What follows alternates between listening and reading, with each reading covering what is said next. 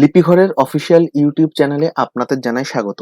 আজকের টিউটোরিয়ালটিতে আমরা দেখব ফটোশপ 7 অর্থাৎ ফটোশপের পুরানো ভার্সনে লিপিঘরের কিবোর্ড ব্যবহার করে আনসি ভি3 অর্থাৎ এসটিএম এবং সৌমিলি ফন্টে ক্ষিয়ক্ষয় ম লিখতে গেলে ক্ষিয়ক্ষয় মা পরিবর্তিত হয়ে যায় বা অন্য অক্ষর চলে আসে।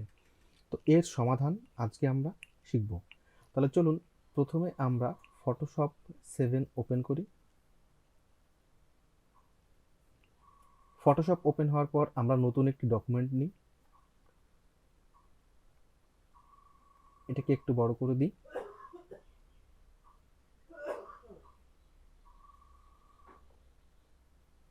বড় করার পর এখানে আমরা টেক্সট টুল নিই।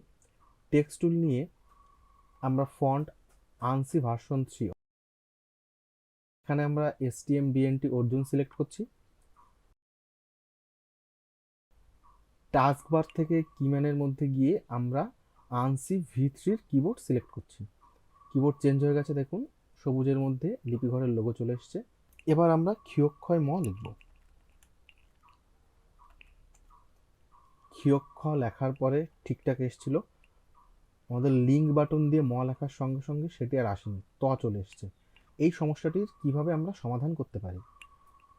আমরা প্রথমে টেক্সটটা সিলেক্ট আছে, এটাকে টিক বা ক্যান্সেল করে দিয়ে টেক্সট লেয়ারটাকে ইনঅ্যাক্টিভ অর্থাৎ সিলেক্ট নেই এরকম অবস্থায় করব।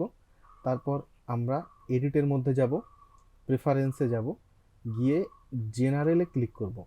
জেনারেলে ক্লিক করার পর এই যে অপশনস যে সেকশনটা আছে, অপশন সেকশনের মধ্যে একদম নিচে দেখুন ইউজ স্মার্ট কোডস লেখা আছে।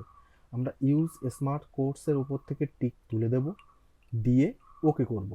শুধু এটুকুই সেটিং আমাদের চেঞ্জ করতে হবে। এবার আমরা চলুন এটাকে মুছে দিয়ে আবার লিখে দেখি ক্ষিয়ক্ষয় ম লেখা যায় কি না। ক্ষিয়ক্ষ হলো হসন্ত ম। তো আমরা দেখলাম ফটোশপ 7-এ কিভাবে একটি সেটিং চেঞ্জ করার মাধ্যমে আমরা আনসি ভার্সন 3 অর্থাৎ এসটিএম এবং সৌমিলির ফন্টে সফলভাবে ক্ষিয়ক্ষয় ম লিখতে পারি।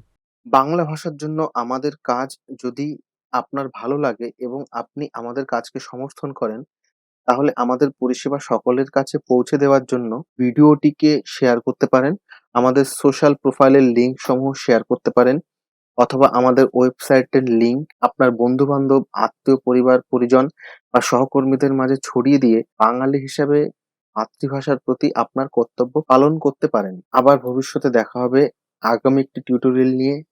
আজ এ পর্যন্ত।